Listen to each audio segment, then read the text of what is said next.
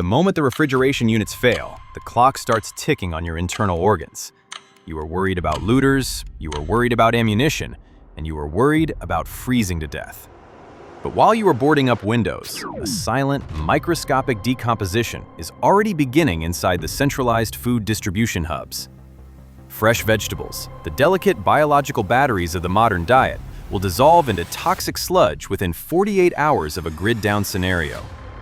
You have likely stockpiled rice, beans, pasta, and canned meat. You feel prepared.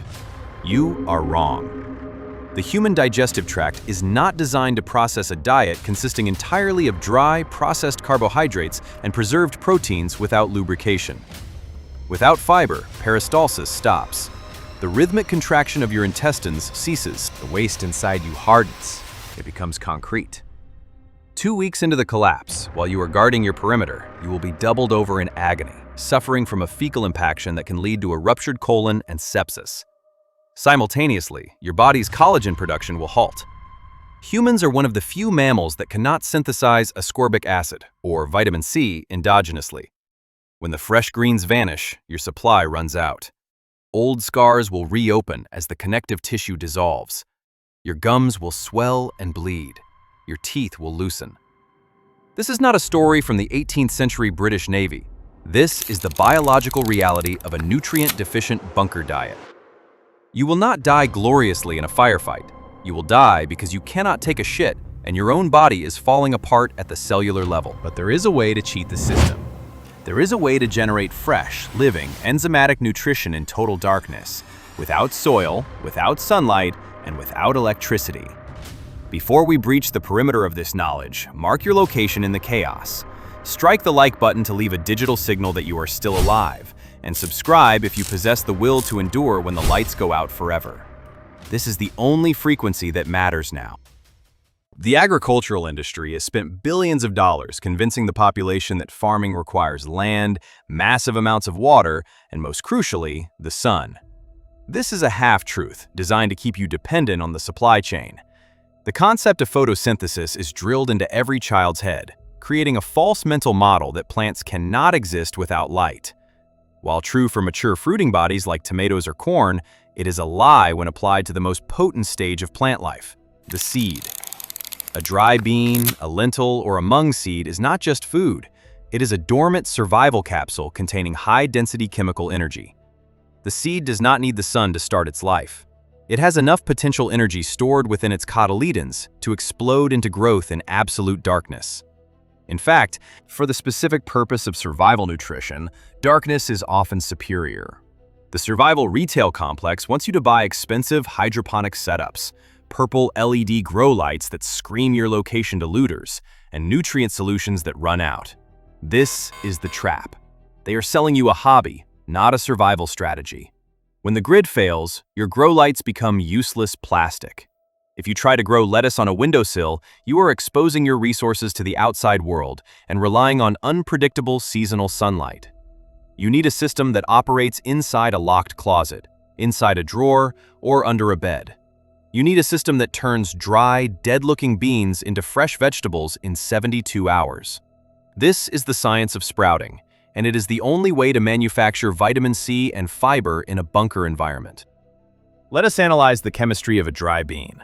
In its dormant state, a bean is protected by a cocktail of anti-nutrients, primarily phytic acid and enzyme inhibitors. Nature designed these chemicals to prevent the seed from being digested by predators and to keep it from sprouting until conditions are perfect. When you eat dry beans that have been merely boiled, you are still ingesting some of these inhibitors, which block mineral absorption. However, the moment you introduce water and initiate the germination process, a violent chemical reaction occurs. The seed wakes up. The phytic acid is broken down. The complex starches are hydrolyzed into simple sugars. Proteins are cleaved into amino acids. But the most miraculous transformation happens to the vitamin content. A dry mung bean contains almost no vitamin C. It is a biological zero. But after just 24 hours of germination, the ascorbic acid content skyrockets. By day 3, that same bean has synthesized enough vitamin C to keep you alive and fight off scurvy, all while sitting in a jar in a pitch-black cupboard. This is biosynthesis in action. You are not just softening the food, you are fundamentally changing its chemical structure. You are turning a storage unit into a factory. This process increases the bioavailability of zinc, iron, and magnesium, minerals that your body desperately needs when under stress. The industry sells you multivitamins that your body barely absorbs. The bean creates bioactive vitamins that your body recognizes and uses immediately. The error most survivalists make is treating seeds as a finite resource to be rationed. They look at a 10-pound bag of mung beans and see 10 pounds of food.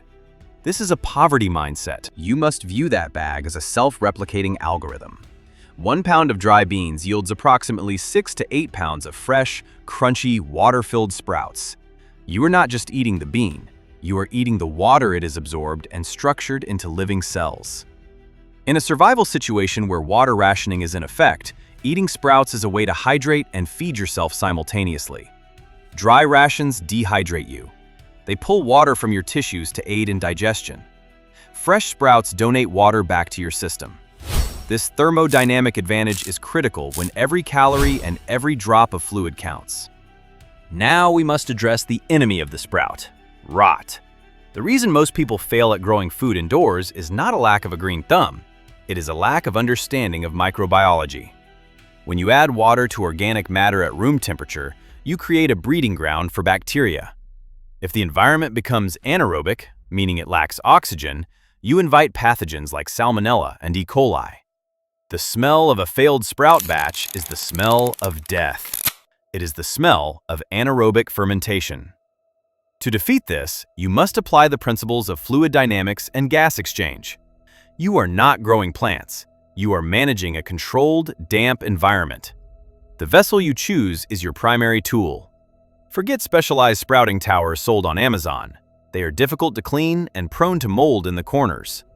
The most pragmatic tool is a standard wide-mouth glass jar. Glass is non-porous, easy to sterilize, and allows you to inspect the payload from all angles.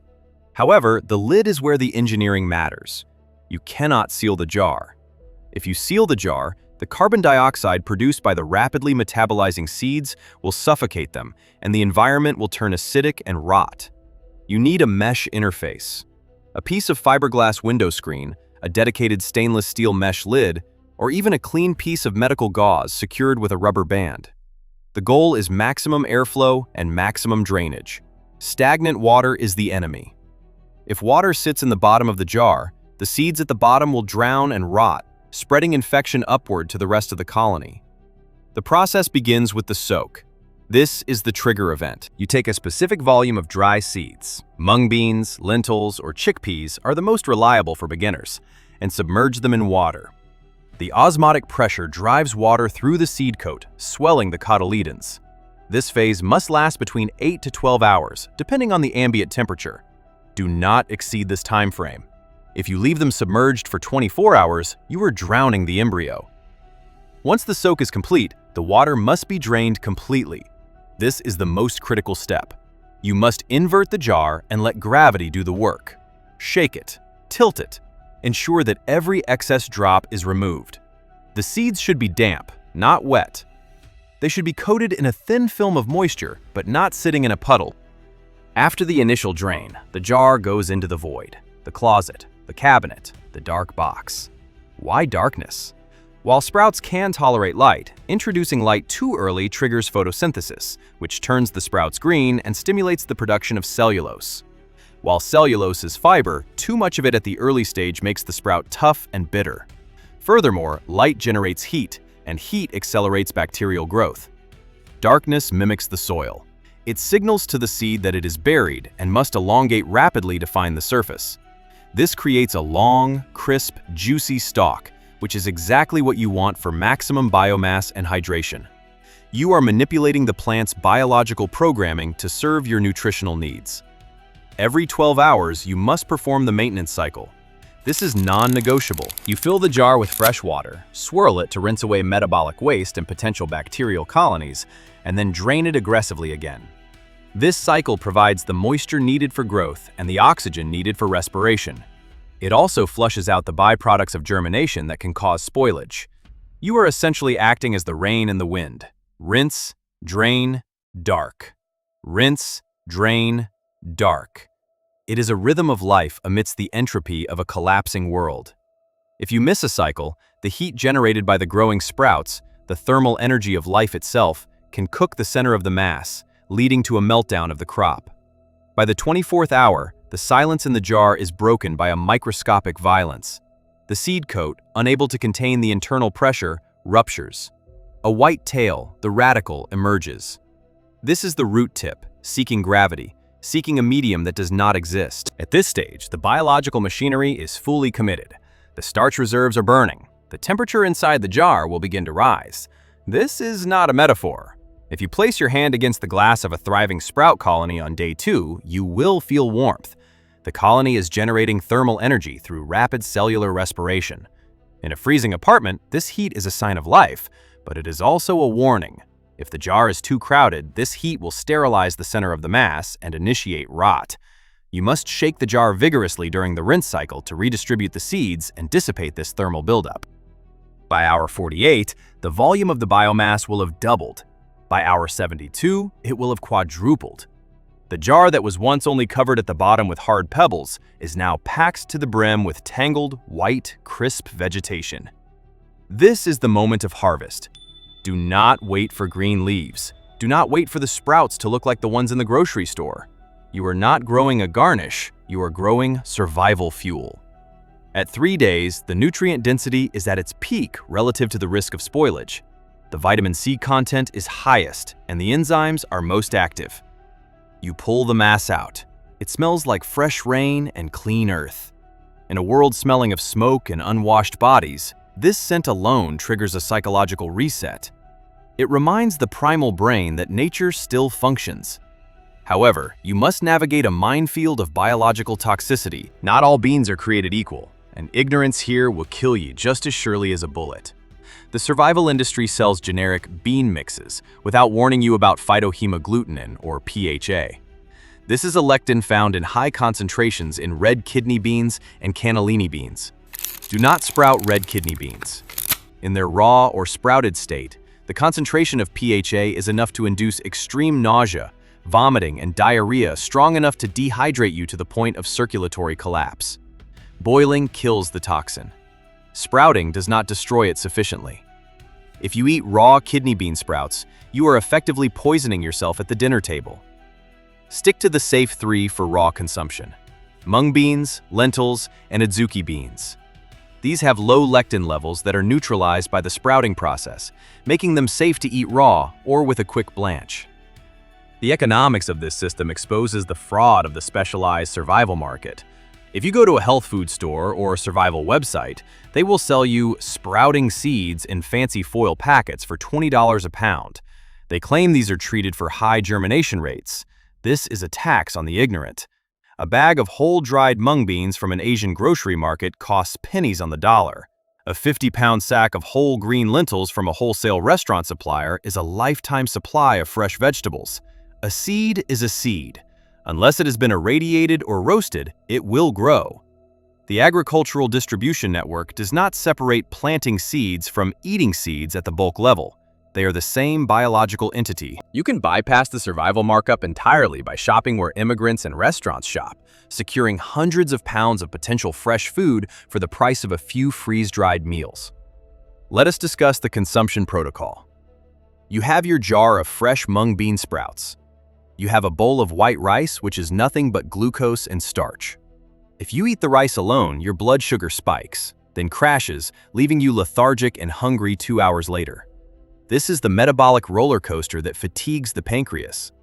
Now, mix the sprouts into the hot rice. The texture changes. You add crunch. You add water. But chemically, you are adding fiber that slows the absorption of the sugar. You are adding enzymes that help break down the starches in the stomach, requiring less energy from your body for digestion. You are upgrading the fuel quality of your cheap carbohydrates. This synergy extends to canned meats. The sodium content in a standard tin of Spam or corned beef is astronomical. It is designed to preserve the meat for decades, not to be healthy. Eating high sodium without adequate potassium and water leads to hypertension and fluid retention. Fresh sprouts are naturally rich in potassium and water. By combining the salty preserved meat with the fresh sprouts, you balance the electrolyte load.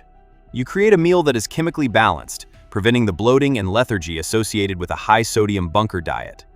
You are using biology to mitigate the limitations of industrial food preservation. But what if you are not alone? What if you are responsible for a group of 10? A glass jar is insufficient. You need to scale the geometry. The physics remain the same, but the engineering changes. You must graduate to the 5-gallon bucket system. You take 2 food-grade buckets. In the bottom bucket, you leave it intact.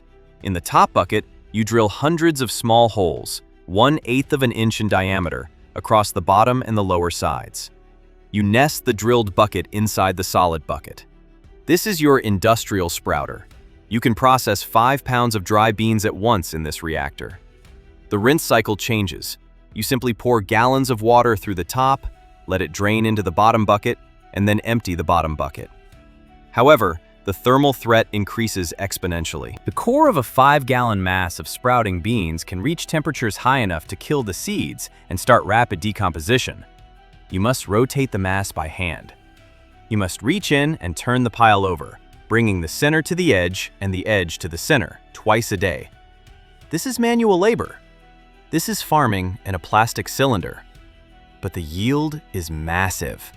One batch provides enough fresh vegetable matter to feed a squad for 3 days. There is a psychological component to this that cannot be quantified by charts, but must be understood by the leader. Morale in a survival situation degrades as quickly as the food supply. Eating gray mush day after day erodes the will to live. It signals that civilization is dead. The crunch of a fresh bean sprout, the sensation of biting into something that was growing moments ago, creates a link to the old world. It offers a texture that is not mush or dry powder. Texture is a luxury that becomes a necessity for mental health. Providing your family or your team with a meal that has freshness and crunch is a command decision. It tells them that you are not just surviving, you are controlling your environment. You are mastering the conditions, not submitting to them. We must also consider the water byproduct.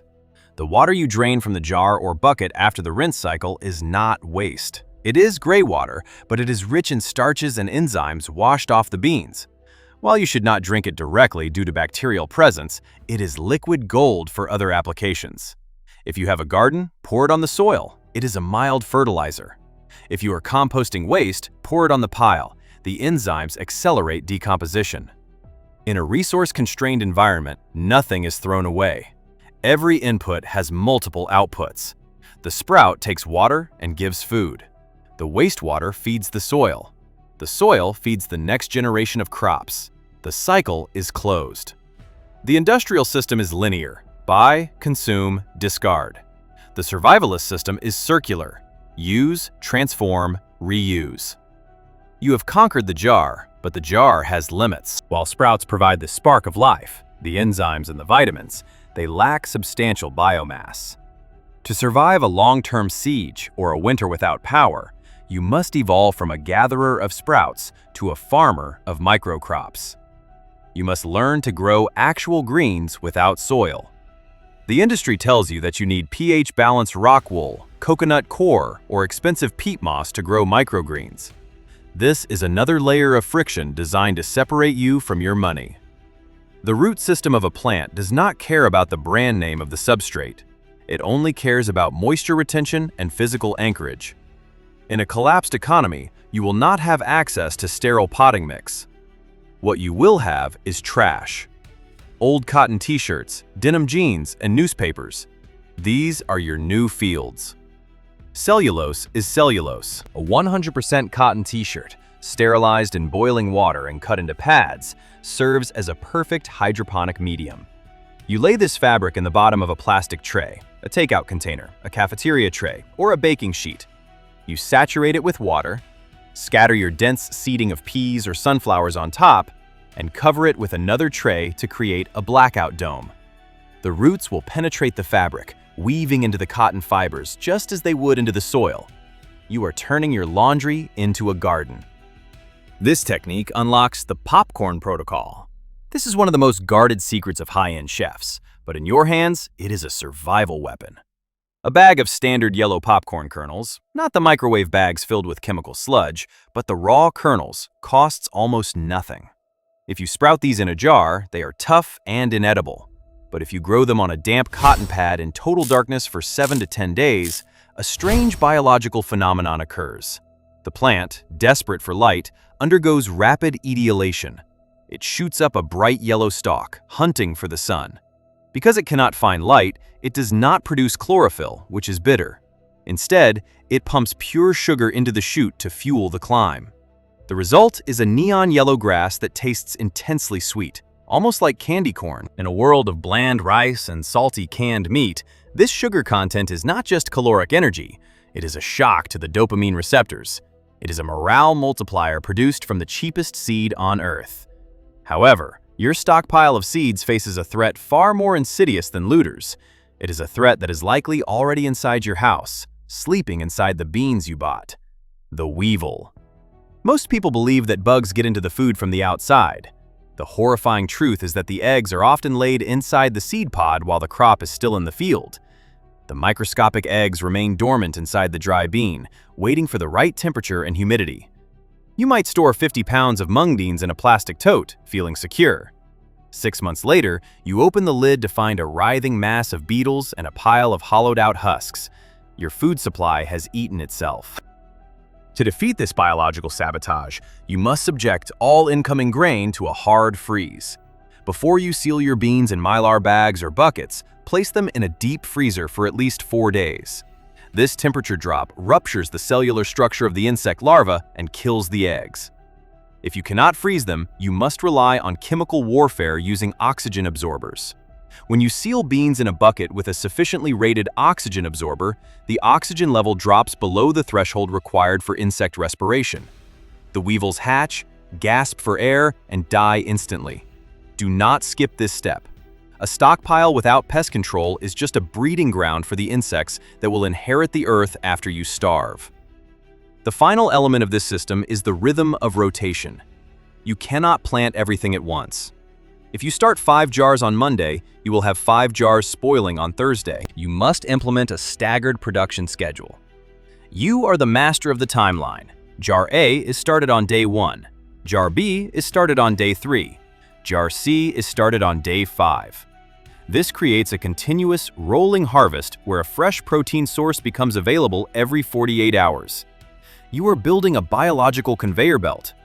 In a scenario where time loses its meaning, where the days blur into a gray haze of survival, this routine provides structure. It gives you a task. It gives you a clock. The harvest becomes your calendar. This knowledge separates the tourist from the survivalist. The tourist buys a freeze-dried meal kit and hopes it lasts. The survivalist buys the raw code of nature, the seed, and manipulates the variables of water, darkness, and temperature to create an infinite loop of nutrition. You are not dependent on the supermarket. You are not dependent on the weather. You are not dependent on the sun. You have taken the power of the fields and compressed it into the footprint of a closet. The system is elegant in its brutality. It requires water, which you must scavenge. It requires warmth, which your body provides. And it requires the discipline to rinse, drain, and repeat. But the reward is life itself.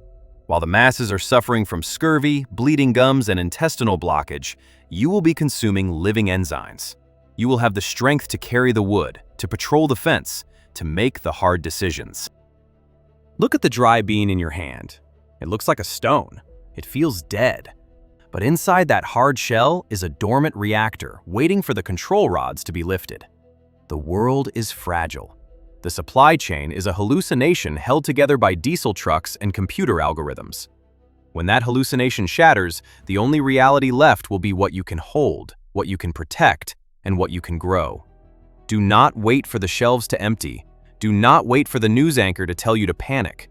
The panic is already here. It is just unevenly distributed. Build your seed bank. Secure your water filtration. Master the dark harvest. When the lights go out, your closet will be a green beacon of life in a dying city. You do not need the sun. You are the sun.